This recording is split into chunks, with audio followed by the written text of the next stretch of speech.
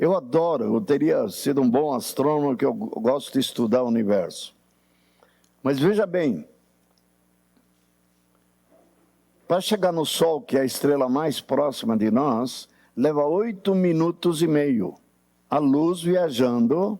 Então, se o Sol fechasse, pum, um paredão, e abrir, está tudo escuro, mas a gente olha e continua vendo escuro, escuro, escuro, escuro, até passar 8 minutos e meio. 8 minutos e meio passou e você enxerga a luz do Sol de novo, ok? E que distância está a maior estrela de nossa galáxia? Vocês não vão acreditar. Para ver o que é o universo que Deus criou. Pela palavra do seu poder. A gente acha admirável ele carregar o Adão para dar nome aos animais. E o Adão deve ter levado muito tempo para dar nome aos animais selvagens, aos peixes. Ele teve que nomear tudo. Ele botou nome em todos eles. Mas diz uma coisa interessante de Deus. Ele não se deu ao trabalho de dar nome nos animais. Ele falou, você vai brincando aí, Adão. Ele levou um bom tempo para dar os nomes dos animais. E Deus deu o nome às estrelas. Diz que ele conhece todas as estrelas do universo pelo seu nome. Alguns nomes estão inclusive na Bíblia. Nomes usados pelos cientistas, os astrônomos, está na Bíblia. Nome de estrela, somente no livro de Jó.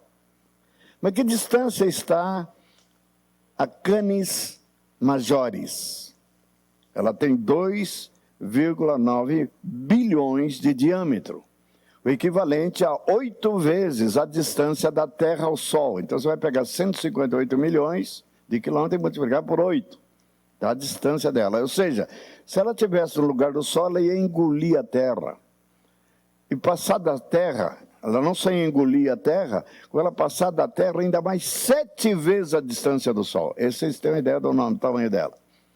Agora, e a luz dela? Quanto tempo leva para chegar até nós viajando a 300 mil quilômetros por hora?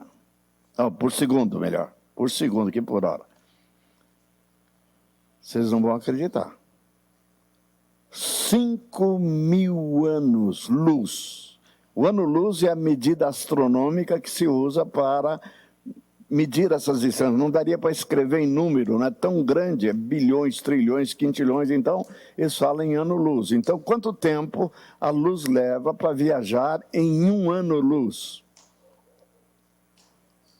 Então, 5.000 anos. Ou seja, desde o dilúvio. 5.000 anos é do dilúvio. Então, o Noé estava entrando dentro da arca e a Canis Majoris liberou a luz. E ela veio viajando desde o dilúvio e só chegou a nós agora.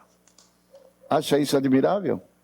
Uma luz levar 5.000 anos para chegar até nós. E ela é enxergada daqui da Terra. Obviamente com telescópicos especiais, né? Mas veja bem, há uns 3 anos atrás eu li de uma luz de uma estrela que chegou agora aqui na Terra. Ela explodiu e chegou aqui na Terra. Sabe quanto tempo ela levou viajando para chegar até aqui? Ela nem existe mais. Isso é outra coisa interessante. Ela chega a luz aqui, mas a estrela já explodiu, já não existe mais. Mas a luz chegou agora. Sabe quantos anos ela levou para viajar até aqui? 28 milhões de anos. Esse é o Deus que temos. Ele criou o universo e diz que ele sustenta todas as coisas pela palavra do seu poder. Então, quando fala que Deus é poderoso, é muito mais do que nós imaginamos. Então, quando a gente lê, faço questão que agora temos luz, vamos ler, leiam Isaías 43, 13. Isaías 43, versículo 13.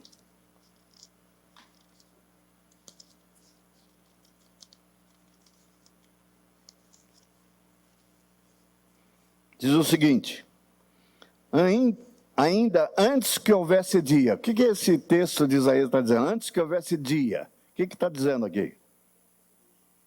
O que é antes que houvesse dia? Como você entende essa expressão? O que é? Antes da criação, não havia sido criado o universo. Então, antes que houvesse dia, dia só passou a existir depois da criação, antes que houvesse dia, olha o que ele diz. O texto aqui da minha Bíblia diz eu era, mas eu gosto de uma outra tradução que diz eu sou. Antes que houvesse dia, eu sou. Então, quando fala que Deus é o Pai da eternidade, fala de Jesus, o príncipe da paz, antes que houvesse o universo, antes que houvesse criado os anjos, antes que houvesse criado o homem, Deus era. Deus é o eterno eu sou. Então, quando eu falo de reino, esse é o ponto de partida. Ele já é rei desde a eternidade. Ele é o criador de todas as coisas nele existimos e nele nos movemos. Olha o texto de Isaías, quero terminar. Olha o que ele vai declarar aqui. Ainda que houvesse dia, eu sou, eu era, e nenhum há que possa livrar alguém das minhas mãos, agindo eu, quem impedirá? Amados, nós precisamos aprender a conhecer Deus. Tem gente que fica sabendo, será que o Bolsonaro vai ganhar ou é o Lula que vai ganhar?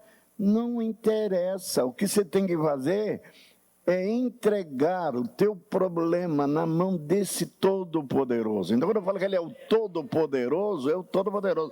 Agindo eu, ele está perguntando, alguém pode me impedir? Quando a Bíblia diz horrível coisa é cair na mão do Deus vivo, ele não está querendo nos assustar, mas sabe o que ele está querendo mostrar? Que a sorte do homem, mesmo do homem iníquo, o homem perverso, ele é bondoso e misericordioso. Quando Deus propôs para Davi 3 sortes de castigo, fome por 3 meses, cair na mão dos inimigos por 3 meses, ou cair na mão do Senhor 3 dias, qual que Davi preferiu? Eu prefiro cair na tua mão. A mão do meu inimigo ele não vai ter misericórdia de mim, mas tu és um Deus misericordioso e bondoso. Ele conhecia a bondade e a misericórdia. Me pega, me trata, mas tu vai me tratar com amor, não vai me matar. Amados, nós estamos diante de uma situação gravíssima no país. Em quem você confia? Ah, eu confio em Deus. Confia mesmo? Você conhece o poder dele? Nós não precisamos de exército, não precisamos de armas. Por isso que a Bíblia diz, Paulo diz, as armas da nossa milícia não são carnais. A nossa tendência é querer usar a arma que a gente conhece. Não são carnais, mas são poderosas em Deus. Para quê? Para destruir fortaleza. Então, o reino de Deus, a primeira coisa que nós temos que entender, é um reino que existe desde a eternidade, e ele é rei e juiz, ele governa. Ele já governa, ele é rei e tem autoridade sobre todo o universo. Todo o universo. Dos homens bons e dos homens maus. Eu custei entender isso quando fala que Jesus Cristo é o Senhor. Eu pensava, equivocadamente, que ele era o Senhor dos que reconhecem o governo dele. Me engano. O Pai disse para Jesus, logo depois, isso ele falou profeticamente primeiro, o salmista, e depois ele falou depois da cruz. Hoje o texto foi citado pelo Fred. Filipenses. Onde diz que ele se humilhou, assumiu a forma humana, mas ao se humilhar, Deus o exaltou sobremaneira, que deu um nome. Se você pensa que o nome que ele deu é Jesus, você está enganado. O nome que ele deu não foi Jesus. Qual foi o nome que ele foi dado? Que está acima de todo nome. Jesus tinha um monte de Jesus nos dias de Jesus. Era um nome comum. Que nome que está acima de todo nome? Sabe qual é o nome? Kyrios, que quer dizer em grego, quer dizer Senhor. Esse é o nome que está sobre.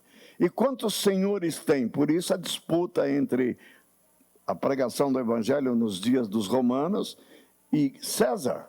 Porque cumprimentavam assim, César é o Quírios. Vinha um cristão e levantava a mão e falava assim, Jesus é o Quírios. Está vendo? Jesus, o Quírios. Tanto é que o nome dele é Jesus, quer dizer Salvador, Christos, Cristo, quer dizer ungido ou Messias em hebraico, ou ungido em grego, e Quírios, o Senhor. Quanto Senhor tem? Um só. Aí esse Jesus, o pai pergunta, você quer que eu te dê as nações por tua herança? Como o quê? Como um legado, como uma, como a gente chama mesmo? Galardão. Pede-me e eu te darei. O que você acha que Jesus falou? Não quero. Fique sabendo, Jesus disse, eu quero. Por que ele quis dar as nações por herança do filho dele? Primeiro, pelo que ele fez na cruz, sendo obediente até a morte, morte de cruz, Deus o exaltou sobremaneira. Colocou o nome dele, o trono dele, acima de qualquer outra autoridade. A única pessoa que Jesus não está acima é do pai dele. Ele é o único que está abaixo. Mas é o lugar mais exaltado, mais elevado do universo. Quando Jesus diz, toda autoridade me foi dada nos céus e na terra, inclui o Brasil. Então ele é Senhor de minha vida, graças a Deus, de você, mas ele é Senhor dos homens todos que estão no Brasil. Você sabia que ele é Senhor dos chineses, dos indianos, dos africanos? Não só é Senhor, como a autoridade que ele está investido agora, a autoridade que criou, o poder dele que criou as estrelas. Você sabia que criou as estrelas não foi o Pai? Vocês sabiam disso? Já pararam para pensar que essa estrela que eu mencionei desse tamanho foi Jesus que criou? E você sabe que essas estrelas são feitas de hidrogênio, é uma bomba nuclear que leva, o Sol é uma bomba de hidrogênio, que vai para queimá-la totalmente, vai levar 5 bilhões de anos. Não vai precisar tanto. Jesus, obviamente, vem antes. Não vai acabar a vida na Terra, o Sol vai queimar. Mas 5 bilhões para fazer uma bomba que vai queimando. E o Sol é pequenininho, né? Queimando, 5 bilhões. Tudo é muito grande, muito expansivo. Quando então o Pai deu autoridade para o Filho dele, ele deu as nações da Terra. E ele diz que não traz juízo, porque teria que matar um monte de gente. Que a autoridade que ele recebeu é um cetro de ferro que diz que ele vai despedaçar as nações como vasos de barro. Pensa numa nação poderosa. China. É problema para Jesus despedaçar ela? Pensa nos Estados Unidos, das nações mais poderosas, a Rússia. Pois ele faz assim, ó. Estão falando de nação, não estão falando de um homem. E o que é um homem?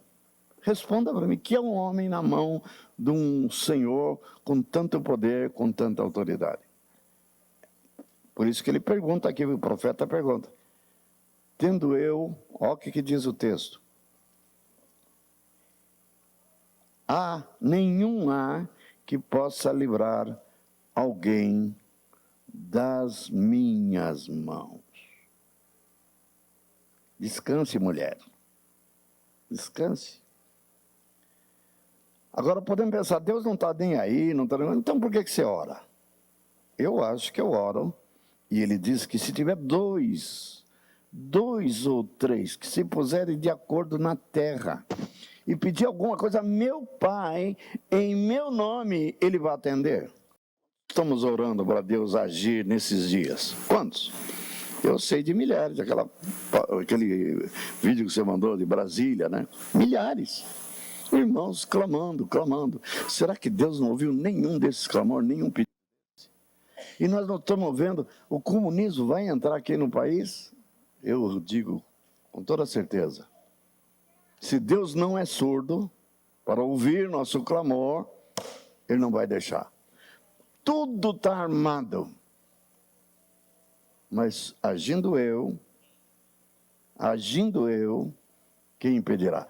Então, quando nós pensamos em reino, a primeira coisa que eu quero que vocês atentem é que ele já reina.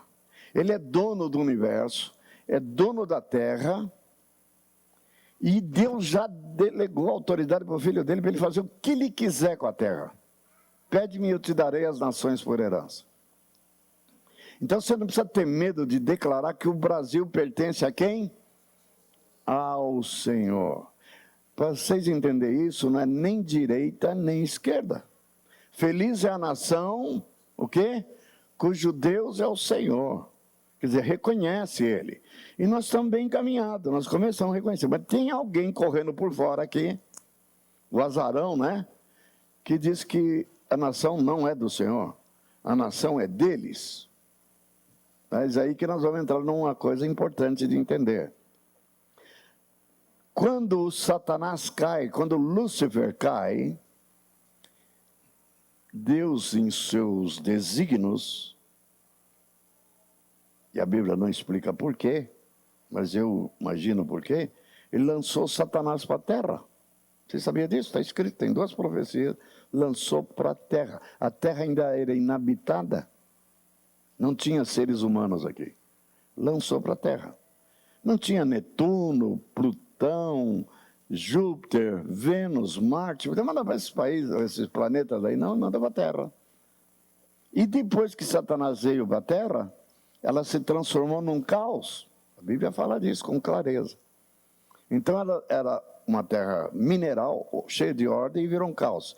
Então, o que aparece em Gênesis 1, fala da criação, no princípio criou Deus os céus e a terra. No versículo 2, fala da restauração da terra.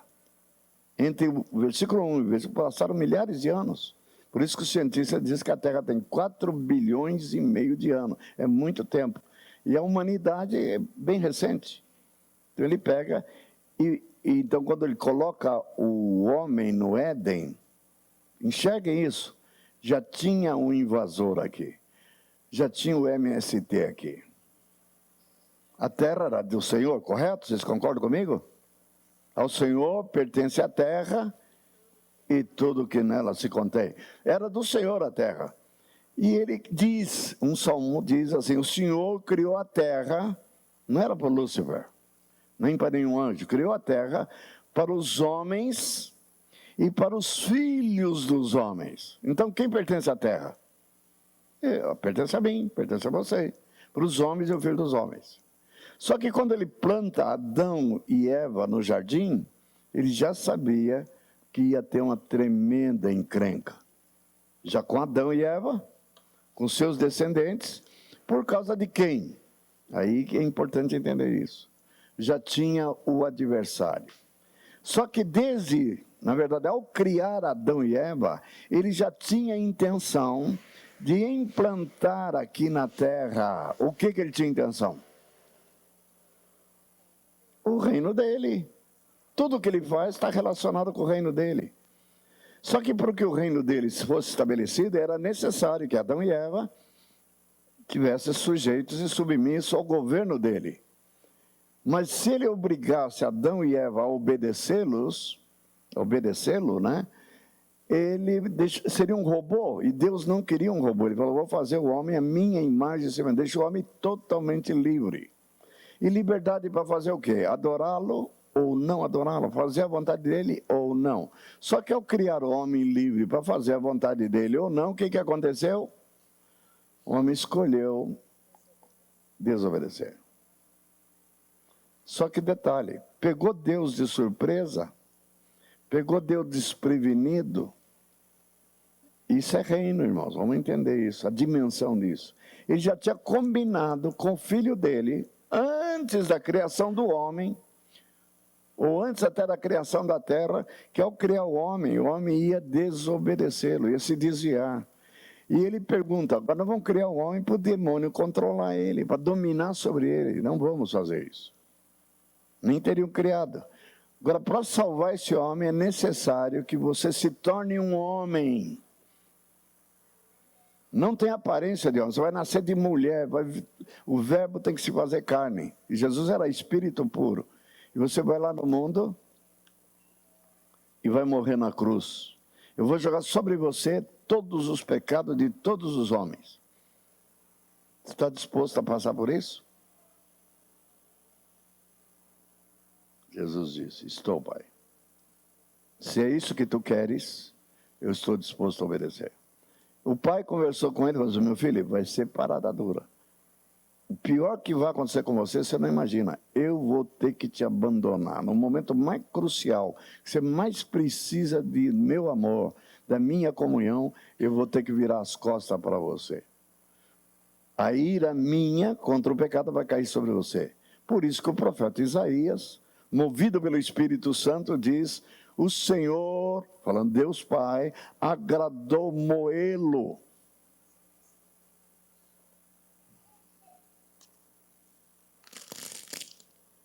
Fazendo enfermar. O castigo que nos traz a paz estava sobre ele. Pelas suas pisaduras. Isso tudo antes da criação do mundo. Está escrito isso em Hebreus. No teu livro está escrito a meu respeito. E está escrito o quê? Que eu farei toda a sua vontade. Só que ao invadir aqui, o que estava acontecendo com a humanidade? Tudo perdido. Jesus diz isso de uma forma bem simples. Eu não vim para condenar o mundo. Como é que estava o mundo? Tudo perdido, debaixo de condenação. Deus não admitia o pecado, nunca admitiu. E os homens todos se tornaram pecadores. Aí ele diz, e eu vou te enviar lá, não só para você salvar o homem, mas você vai enfrentar o próprio Satanás. Ele vai fazer de tudo para te destruir e te desviar da cruz. Mas aguenta firme, meu filho. Eu serei contigo. E eu vou te enviar com tamanho poder, com tamanha autoridade do meu Espírito. O Espírito Santo vai estar com você. E você está sendo enviado para destruir as obras do diabo. A unção que eu vou colocar sobre você é para você lutar contra o próprio Satanás e prevalecer sobre eles. Isaías 61, versículo 1 e 2. O Espírito do Senhor me ungiu. A palavra ungido quer dizer Messias. Para pôr em liberdade os cativos. Cativo de quem? Chifrudo. Curar os enfermos, dar vista aos cegos, tudo isso era obra maligna na vida dos homens caídos. Autoridade para curar. Aqui entra nosso desafio hoje, é isso que é o ponto essencial de tudo que eu quero transmitir para os irmãos. O reino de Deus, nessa fase, não vem com visível aparência. Então tinha um reino eterno. Agora Jesus disse, o reino, meu reino, não vem com visível aparência. Ou seja, o reino de Deus é invisível aos olhos físicos. Não que ele seja invisível com olhos espirituais. E o reino, meu reino, vem de forma invisível e ele estará dentro em vós. Você sabia que você tem o reino dentro de você? Jesus que disse isso, só que ele é invisível. E eu, por sua vez, estou dentro do reino. Colossenses 1,13.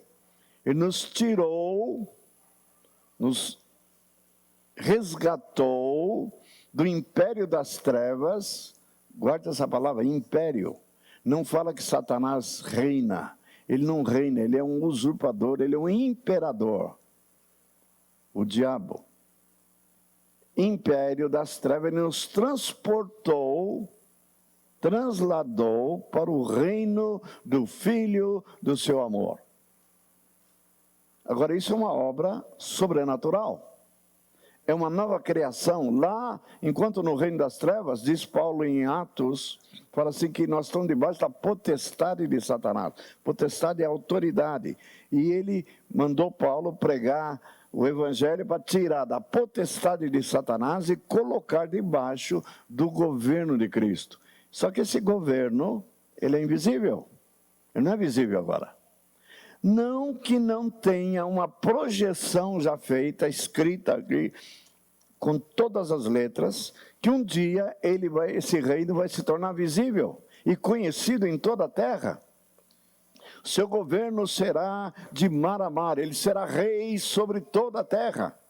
A pergunta que fazemos é: quando será isso? Vocês nem imaginam, está mais próximo do que nunca. Então tem um reino eterno, passado, eterno, um reino invisível agora, que nós estamos dentro do reino e o reino está dentro de nós, e um reino futuro visível, ele vai se tornar visível. Vai se cumprir uma profecia que foi feita a Davi, que ele ia ter um filho, um dos títulos de Jesus é filho de Davi, ele vai sentar no trono de Davi, seu pai, e vai reinar sobre toda a terra. O reino de Davi era só sobre a Palestina, o reino de Cristo é sobre toda a terra, todas as nações. Não posso entrar em detalhes, podemos fazer um retiro só para tratar desse reino futuro, é lindo o estudo, mas o que eu quero destacar, especialmente, é esse aspecto do reino agora. Ele é invisível. Como isso nos afeta? Muito. Nós temos dificuldade com uma palavrinha chamada fé. Por que eu não tenho fé? Me responda por que a nossa fé é tão pequena. Quem se atreve a dizer que tem uma fé grande do tamanho de um grão de mostarda? Se tiver do grão de mostarda, diz a esse monte, lance-te ao mar e ele vai. Então a nossa fé é muito pequena. Eu acho que precisa de um microscópio, né? Para enxergar. Mas por que a minha fé é pequena? Como que ela desenvolve? Como é que eu posso? Então aprendam para isso. É isso que é o meu propósito essa noite. A nossa fé é diretamente proporcional quanto você enxerga do reino invisível. Falei para uma irmã que não está aqui, no último encontro nosso, está na casa do Paulo da Maria, falei assim: irmã da Maria, Dionísia, falei, eu estou começando, agora que eu tenho 78, a enxergar o reino invisível. Já era para estar enxergando há muito tempo. Sabe qual é o problema da igreja hoje, para mim? A gente fala, a gente ora pouco, você ainda não chegou no ponto principal. Não é isso. A pergunta que você tem que fazer é: por que oramos pouco? Não pergunta que oramos pouco. Ah, não pregamos, por que não crescemos? Ah, que não pregamos o evangelho. Estamos totalmente errados. O problema é mais profundo. Então começa a orar mais e começa a pregar mais. Vou fazer outra pergunta. Por que há enfermos entre nós não são curados? Se você, Olívia, falar, está faltando poder, não deixa de ser uma constatação verdadeira, sim ou não? Por que a minha esposa não é curada? Está com a doença incurável. Expectativa de vida, 5 anos no máximo. Por que tem um irmão que já frequentou aqui, Marquinho, conhecido como Marquinho, está com câncer na garganta e já tem metástase no pulmão, no estômago. Os médicos mandaram ele para casa, para morrer. Não estão, se tem dor, tomam aspirina. Nem estão dando medicamento para ele. Já chegaram, eu cheguei a ouvir que encomendaram até o caixão dele já. A pergunta é: Deus não podia curá-lo? Esse que fez as estrelas dessa dimensão, sim ou não? Assim, é difícil para ele? É difícil com a nossa limitação. Nós olhamos com os olhos físicos e falamos assim: esse câncer vai matar. O médico fala: não tem jeito. Falaram para a Beth: não tem jeito. Não tem jeito mesmo. Não tem jeito para a medicina, não tem jeito para os remédios, mas tem jeito para Deus ou não tem? Então a pergunta: por que não operamos? Ah, nós não temos poder. É uma constatação óbvia. Mas vocês estão equivocados. Você sabia que o poder tem? Esse é o nosso problema. Nós não enxergamos onde está o poder. Onde está o poder? Sabe onde está? Ah, está lá no trono, lá no céu, a destra do Pai está Jesus, o poder está lá. Vocês estão enganados. O poder diz assim, ora, o texto que eu mais cito há muitos anos, Efésios 3, 20 e 21. Ora, aquele que é poderoso para fazer infinito, falando de Deus, né? infinitamente mais do que tudo quanto pedimos ou pensamos, segundo o seu poder. Onde está o poder? É em nós. Então, sabe o que está dizendo? O poder está dentro de mim, o poder está dentro de você. Esse poder que criou o universo, é pouco. Que criou o universo. E ele quer, o grande problema, ele quer se manifestar, esse reino invisível, através de quem? De nós. Ou melhor dito, do Espírito Santo. O Espírito Santo está aqui prisioneiro. E um dos que limita, aí nós falamos assim, não é que a gente não tem fé. Não deixa de ser uma verdade. Mas por que eu não tenho fé? Deveria ter fé, estou 15, 20, 30, 40 anos convertido, já era para ter fé. Por que eu não tenho fé? Por quê? Sabe por que não tem fé? Eu estou buscando respostas e Deus deu as respostas para mim. Mas quando eu digo estou enxergando alguma coisa, que eu não enxergava. Sabe por que nós não temos fé? Simples. E você não vai ter. Vê a palavra de Jesus. Errais, não conhecendo as Escrituras, errais. E nem o poder de Deus. E por que eu não conheço a Escritura? Primeiro, nós não dedicamos o tempo necessário. Levamos aí no oba-oba, né? Mas mesmo se dedicar, mesmo fazendo seminário, fazendo estudo, nós não penetramos na palavra de Deus, no significado, ou no reino invisível que Deus quer que eu enxergue. Então, na verdade, eu não tenho fé. Sabe por que eu não tenho fé? Que eu não enxerguei o invisível. Está cheio de provas na Bíblia. E eu vou citar uma delas, nem vou ler o texto, vou citar para ganharmos tempo. Teria que examinar uns 10, 15 textos hoje à noite, não vou fazê-lo, cada hora. Esse é um tema para a gente estudar 6 meses no mínimo. Mas olha só esse texto que eu vou citar, está em Hebreus capítulo 11, falando de Moisés. Moisés era príncipe do Egito. E não um príncipe qualquer. Primeiro você pensar no Egito, dos dias de Moisés, era uma das culturas mais ricas e mais poderosas da terra. Muito ouro. E o poder deles vê nas pirâmides que eles construíram. Até hoje não sabe como é que eles botaram aquelas pedras lá que pesam toneladas. Tem milhões de pedras. Milhares de quilos, e eles botaram lá, não tem máquina. As máquinas que dispõem hoje é complicada para fazer um negócio daquele lá. Os caras tinham... E diz que Moisés era treinado em toda a sabedoria e ciência dos egípcios. Homem culto, poderoso em palavras e obras. Esse príncipe do Egito deu um dia, quando ele completou 40 anos, diz assim... Está escrito em Hebreus, capítulo 11, falando da fé. Lembra que o capítulo 11 fala da fé. O tema é fé. Eu estou falando como é que o Moisés passou a ter fé. Vocês vão ver, o segredo está aqui. Diz assim, ele preferiu ser maltratado junto com seus irmãos, aos olhos do mundo. O que é isso? A usufruir prazeres transitórios do Egito. A Bíblia não esconde que o Egito, que é tipo do mundo, nos dá prazer.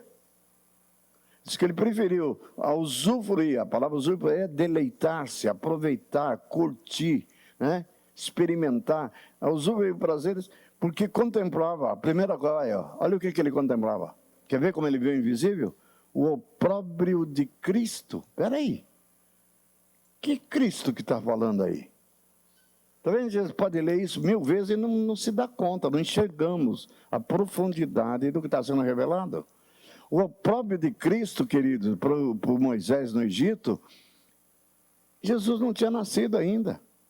E ele contemplou o opróbrio. Se você pegar o opróbrio de Cristo, você vai entender que ele está falando da cruz de Cristo. Então ele trocou os tesouros do Egito pelo opróbrio de Cristo, ou seja, ele fez uma escolha da cruz de Cristo. Ele se identificou com Cristo. E diz o motivo, agora vem o motivo. Mas como é que ele fez isso? Primeiro que ele enxergou algo que normalmente ninguém enxerga. Aí diz assim, que ele contemplava o galardão. O que você entende por galardão? Recompensa. Ele viu também, invisível. Ninguém chegou, não veio nenhum anjo lá e trouxe um saco de ouro, isso aqui vai ser só... Não. Ele viu o galardão dele, Moisés.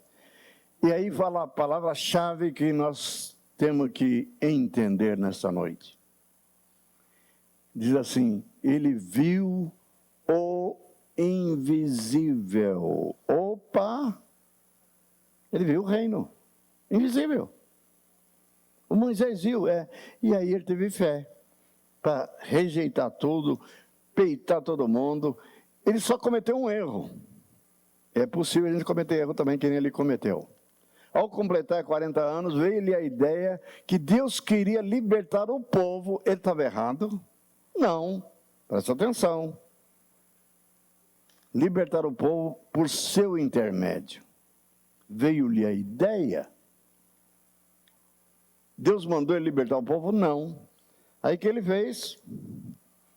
Viu um oficial do rei batendo num judeu, ele tinha já se identificado com os irmãos, já tinha achado que Deus ia usá-lo para ser o libertador. Ele estava errado? Não. Só que ele estava adiantado 40 anos. Deus não mandou ele fazer aquilo. Ele foi por conta dele. Você quer fazer a obra de Deus e vai por sua conta? Vai acontecer a mesma infelicidade, a mesma desgraça. Quantos de nós quebramos a cara, ficamos desanimados, porque vamos fazer coisa que o Senhor não mandou fazer? O que é para eu fazer? Só o que Ele mandar. Jesus diz, nada faço de moto próprio, de mim mesmo, nada faço. Só faço, olha o que Ele diz. Olha o que Ele diz, e nós também não percebeu? Só faço aquilo que eu vejo meu Pai fazer. O que Jesus fazia? Ele via. O Pai dele não é espírito, o Pai dele não é invisível, ele via. O tempo todo Jesus enxergava invisível. Nada faço de mim mesmo. O que eu vejo meu Pai fazer, isso eu faço. Eu só falo aquilo que meu Pai me manda falar. Agora a gente fica surpreendido. Jesus fazia isso porque ele era o Filho de Deus. Só que ele veio para trazer o reino invisível e que nós fomos mergulhados nesse reino e tem que ter essa vivência com o reino. Ontem, conversando com o nosso amado irmão, tomando um café com ele à tarde, ele estava lendo um livro sobre Elias. E no Velho Testamento aparece Jesus, é chamado de antifonia. Jesus no Velho Testamento, o Pai no Velho Testamento e o Espírito Santo em forma humana. E ele, nesse livro, aborda que Elias se relacionava nada mais, nada menos com Jesus. Antes do verbo se fazer carne, ele apareceu no Velho Testamento. Em forma angélica até. Agora, se você pensa que é anjo com asa, não. Era um anjo. Os dois homens que foram tirar Ló da casa dele, para não ser destruído com Sodoma e Gomorra, eram anjos. E quem eram esses anjos? Se você não sabia, eram 3.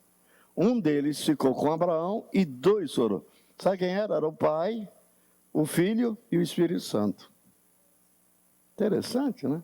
A gente não enxerga isso. O Abraão enxergou, ó, viu o invisível. Nenhum anjo na Bíblia recebe adoração.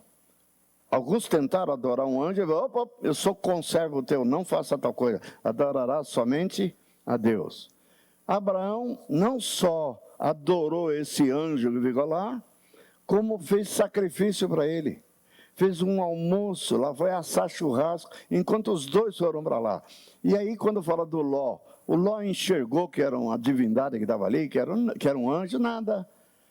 Não enxergou. E por isso que a Bíblia diz que alguns, sem saber, falando de hospitalidade, hospedaram anjos. Você já pode ter trombado de anjo aí, ó, um monte de vezes e não reconheceu. Não percebeu, porque nossos olhos espirituais estão fechados. O que é ver o invisível? Está lá Eliseu e o ajudante dele, o discípulo dele, cercado de um exército que Acabe mandou prendê-lo. Aí, ele está com Geazi. Aí ele com medo. O Geazi é assim, ó. Por que está com medo? Ele enxergou. O que ele enxergou? Um monte de soldados, com espada, com lança, com flecha. Tão perdido para pegar o Eliseu e o Geazi. Aí Eliseu fez uma oração. Qual oração que ele fez? Para Deus abrir os olhos do Geazi, para o Geazi enxergar o que ele estava enxergando. Ou não? Claro que estava. Abra os olhos dele. Aí Deus abriu, fez ele enxergar o mundo invisível. Aí o Geazi, sabe o que o Geazi viu? E falou, maior os que estão conosco do que estão com eles. Ele viu em volta do exército do rei, um monte de anjos em carruagens de fogo, armado até os dentes. Ele falou assim, tranquilo agora, Geazi? Está com medo? Não, não, passou medo. Observe que a fé veio que horas? Quando ele viu. Eu estou pensando mostrar para vocês o vínculo entre ver e crer. Nós podemos ver com olhos humanos e ficamos com medo, porque nós vemos as impossibilidades, as dificuldades. E quando você vê as dificuldades, as impossibilidades, você não tem fé. Quer um exemplo? Quero terminar falando disso. Deus mandou, foi Deus que mandou, não foi a invenção do Moisés, mandar 12 espias, um de cada tribo, para espiar a terra. Eles passaram 40 dias espionando e voltaram com o relatório. 10 chegaram e disseram assim, lá mora em cidades fortificadas. Uma delas, que era Jericó, muralha que chegava até o céu, exagerado, né? Muralha que tem a largura maior que isso aqui, que passava com carro de cavalo, carruagem aqui em cima. E os caras que moram lá é tudo gigante, nefilins. 3 metros é pouco. E gigante não é um cara magro e alto, não. Eles eram proporcionais. Imagina um cara com o ombro daqui a aqui, o braço dele, minha coxa é pequena, tá? E olhando lá de cima. Aí o relatório não podia ser pior. Eles são gigantes, são descendentes de Anak, os Anaquins. E nós, aos olhos dele, nós somos como gafanhotos. Esse é o olho físico. Só vê o quê? Muralha, cidade fortificada, gigantes são nossos inimigos. E como é que vamos tomar aquela cidade? Não esquece que nós somos meros escravos saídos do Egito. Vocês pensam que eles tinham armadura, tinham arma bélica? Não tinha nada, nada. Dá para encarar? Aí é fácil falar, como nós falamos agora, se Deus é por nós, quem será? Nós somos muito bons em citar esses textos, mas vai lá enfrentar o gigante. Vai lá ver se, perceberam? Com medo. Aí, só 2 viram o invisível. Quem chama esses 2? Josué e Calebe. Assim, tudo bem, eles não negaram a realidade, não nega a realidade. Mas Deus diz que nos daria, ele está em fé, essa terra. Esses gigantes vai nos servir de pão, vamos comer eles, vão ser alimento. E as muralhas vão cair. Como vai cair? Não sei. E como é que caíram? Aí vem a história, 40 anos depois. Como é que caiu a muralha? Quantos tiros eles deram de canhão na muralha para cair? Quantas bananas de dinamite usaram para explodir as muralhas? Nenhuma. Hoje nós usaríamos esses recursos. Tem que ter banana de dinamite, tem que ter canhão, nem é nada. Olha o que eles fizeram.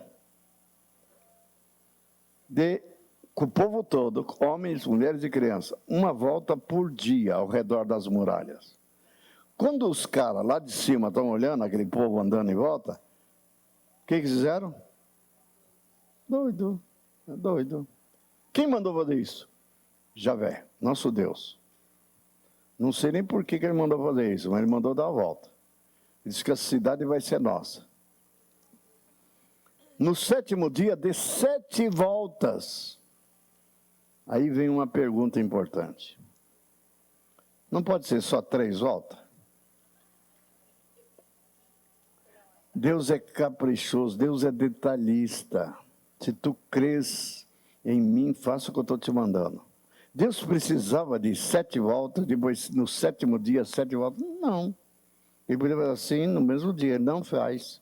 Ele quer ver você comprometido com Ele, crendo na palavra dEle, crendo na ação dEle.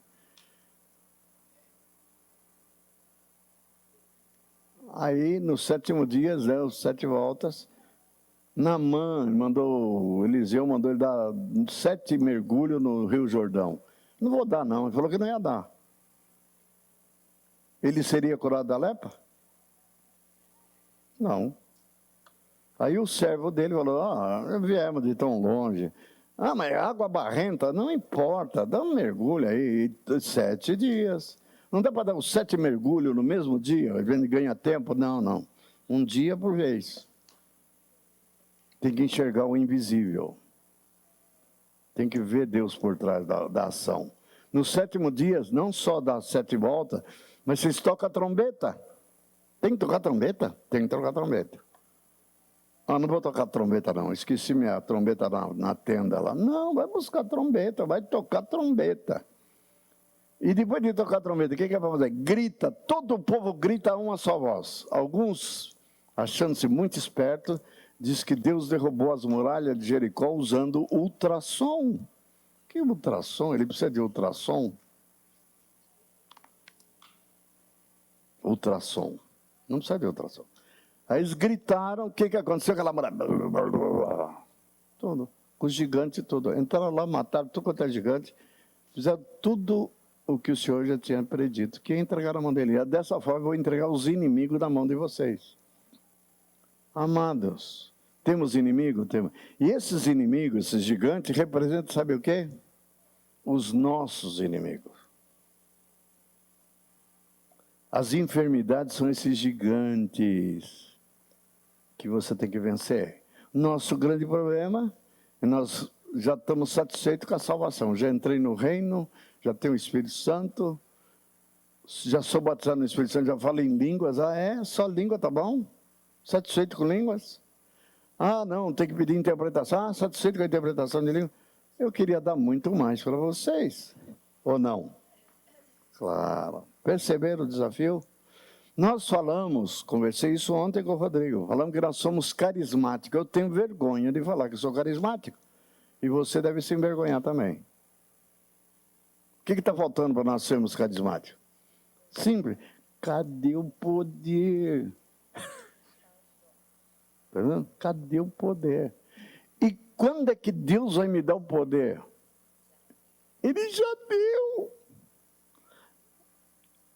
O que, na verdade, falta é manifestar esse poder. Está retido em nós. Então está faltando fé. E está faltando fé por quê? Porque nós temos que começar a ver o impossível. Jesus via o tempo todo. Quando Jesus fala, Pedro, joga 9 horas da manhã, 10 horas da manhã, joga a rede aqui do lado direito do barco. Pedro falou assim, Pedro vai pela razão, tá? Pelo que ele vê. Ele pescamos a noite toda, assim, Eu sou pescador há 25 anos. Pescamos a noite toda e não pegamos nada. Agora, em pleno sol, 9 horas, 10 horas, manda jogar a rede aqui na beirinha, não é no mar alto, aqui na beira, não tem peixe. Se tiver, vai ter uns peixinhos desse tamanhozinho assim. Joga, Pedro. Aí ele, olha, como não foi da fé do Pedro. Não foi, que o Pedro diz uma coisa importante. E depois ele falou assim, sob a tua palavra, você está mandando jogar rede, eu vou jogar. Mas, e o que aconteceu? 153 grandes peixes ao ponto de romper a rede. Deus pedia ajuda para vir pegar os peixes, tão grande que era. Jesus viu esses peixes já? Claro que viu. Multiplicação dos 5 pães e 3 peixes, ou o contrário, né? 5 peixes e 2 pães, acho que é isso. 5 pães e 2 peixes, é o contrário. 5 pães e 2 peixes. Jesus falou para os discípulos, se coloque no lugar dos discípulos. Deserto, não tem padaria, não tem açougue, não tem nada. Desertão mesmo. E já estavam com Jesus há 3 dias. Estavam com fome? Se tivessem levado algum lanchinho, O garoto ainda tinha um lanchinho. Já tinham comido. E os discípulos vêm dar um conselho para Jesus. Você acha que o discípulo deve aconselhar Jesus? O que ele deve fazer? Nós aconselhamos. Volta e meia a gente faz essa besteira. Chegaram para Jesus e falaram: Senhor, está tarde. Dispensa essa turma que eles estão morrendo de fome. Jesus não sabia? Claro que sabia. Aí Jesus faz o grande desafio. Está fazendo para você essa noite. Dai vós mesmo de comer. Tem alguém doente entre vós? Curai vocês mesmos. Curai. Você sabe que Jesus não mandou orar pelos enfermos? Nós oramos. Sabe por que oramos? Porque não temos coragem de ordenar a cura. Oramos. Não é que não pode orar, pode orar. Mas quando a pessoa não está perto, quando você está perto do doente, é para botar a mão e dizer: ser curado em nome de Jesus. E curai os enfermos, ressuscitai os mortos. Aí dai vós mesmo de comer. Está de brincadeira, né? Sabe o que eles falaram? Aí, como eu não estou enxergando o mundo invisível. Não tem padaria aqui.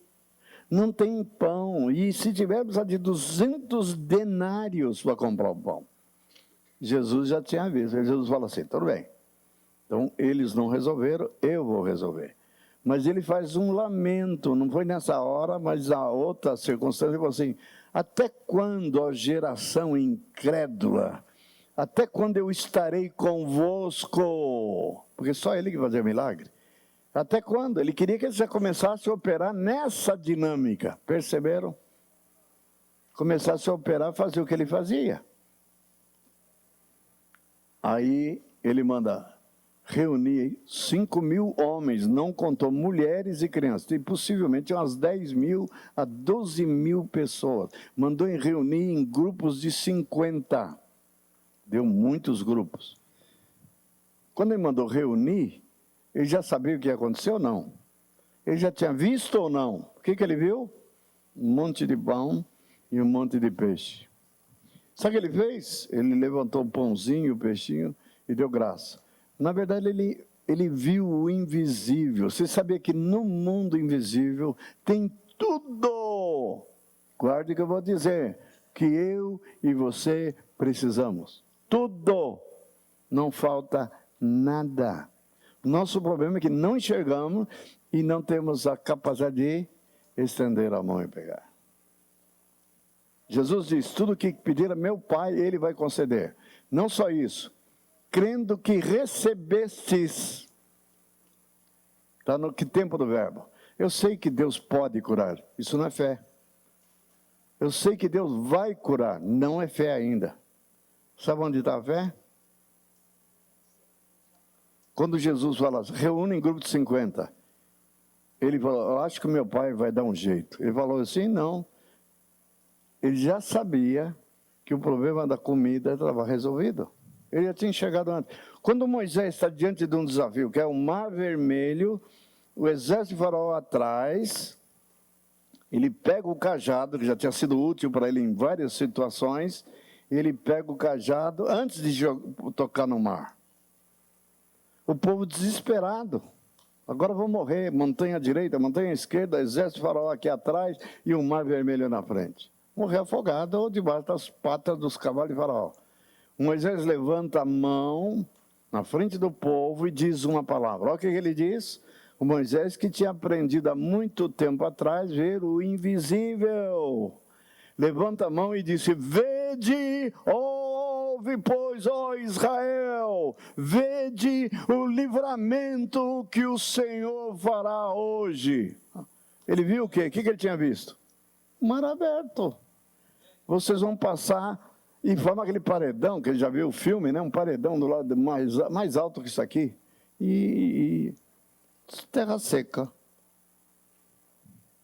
Temos que aprender a enxergar o invisível. Quando você enxerga, você crê. É isso, simples. Agora temos que aprender então a ver. Aí Jesus diz: aquele que não é nascido da água e do Espírito não pode entrar no reino. Nós já estamos felizes que já entramos no reino, correto? Segunda coisa, ele fala assim: quem não é nascido da água e do Espírito não pode ver o reino. Então precisamos da ajuda do Espírito Santo para ver o reino, esse reino invisível. Terceiro, Deus quer que, estando já no reino, tendo visto o reino, eu experimente o reino na minha vida, experimente o poder desse reino. Seja comendo o pão e o peixe que Jesus fez, seja o Pedro lá vendo o peixe sair da água lá, seja os milagres que eles viram Jesus fazendo, coxo andando, leproso sendo curado, eles viram os poderes do mundo vindouro. Viram a libertação da mão de Satanás, demoniados lá, e ele sai e saía. Então ele cumprindo a unção que ele tinha recebido. E ele queria que eles aprendessem a fazer a mesma coisa. E eles aprendendo, vendo, ouvindo e praticando. Então começa a fazer, a receber, a crer, quando você vê, e depois ele enviou de 2 a 2. Para fazer o quê? Pregar o evangelho? Só pregar o evangelho. Hoje nós somos especialistas em pregar o evangelho. Pregamos um pouco ainda. Mas falta algo que vai convencer os pecadores a se converter de fato. Sabe o que é? Manifestação do poder. Fundamental que tenha o poder. Então, Marcos 16 fala que eles iam pregando a palavra e o Senhor ia atrás dele, dando testemunho com sinais e prodígios. Por isso que alguns ainda, equivocadamente, líderes, pastores, ensinam, a gente tem várias revelações, que os milagres eram para a era apostólica. Então, onde tiraram essa barbaridade? Se o Espírito que estava sobre Jesus, que estava neles, é o mesmo que está em nós. Em meu nome expelirão demônios. Em meu nome curai os enfermos. Em meu nome ressuscitai os mortos. Eu quero chegar antes de morrer, ver nossa... com esses olhos que a terra há de comer, como dizia minha mãe, enxergar morto ressuscitar. É possível ou não? Claro. Tem que destravar o que está travado aqui dentro. Não estou falando que o Moacir vai fazer, vocês vão fazer. Amém? Mas temos que começar a ver o reino invisível. 4 passos. Entrar, ver, experimentar ou provar e depois manifestar. Nós estamos falando o tempo todo de manifestação. Por que admiramos um Paulo? Ele manifestava. Por que admiramos um Pedro? Ele manifestava. Por que admiramos um Elias? Ele manifestava. É chamado profeta do fogo. E se Deus quer conosco, sabe o que Deus quer comigo e com vocês?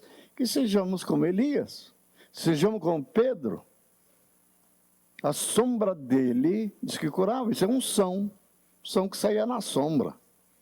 O Eliseu pediu um dia, eu falei, Senhor, o que é essa dupla unção que o Eliseu pediu?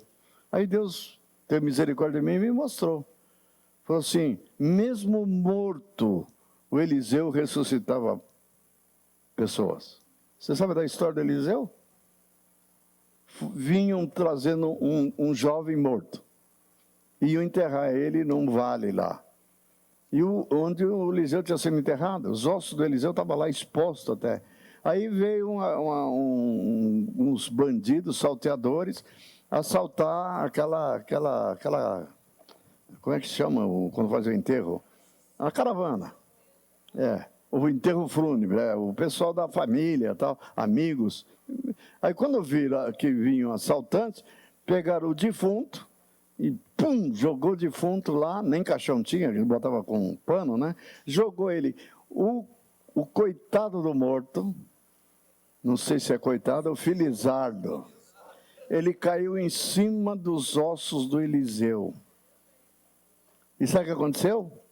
Ele teve que correr também. Quando ele olhou para ver os bandidos, pessoal, me espera. E catou a correia mais ainda, tá? Unção dobrada, mesmo, chama-se unção residual. Os lenços de Paulo, quando ele não podia tocar nas pessoas, levava os lenços dele, encostava na pessoa, a mesma coisa do osso do Eliseu, tá vendo? Você quer ter unção assim? Sim ou não? Sim. Nós já temos.